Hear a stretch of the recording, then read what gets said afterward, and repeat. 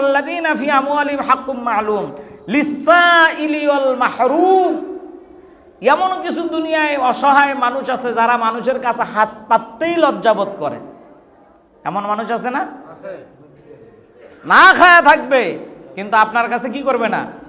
হাত পাতবে না। ঢাকায় দেখা গেছে অনেক ভিক্ষাবৃত্তি যারা করে তারা এক একজনের 5 তলা 7 তলা 10 তলা পর্যন্ত বিল্ডিং আছে। 10 তলা পর্যন্ত কি আছে? তার মানে ভিক্ষা করেই তো অনেক টাকা ইনকাম করা যায়। কি করা যায়? একজন মানুষ সারাদিন কর্ম করে 500, 700, 1000 টাকা সে রোজগার করা তার জন্য খুব কঠিন হয়ে যায়। আর একজন ভিক্ষা করে দেখা যাচ্ছে মাসে 10,000, 15,000, 20,000, 30,000, অন্তত পক্ষে দিনে এরকম 2, 4, 5,000 পর্যন্ত তার ইনকাম হচ্ছে।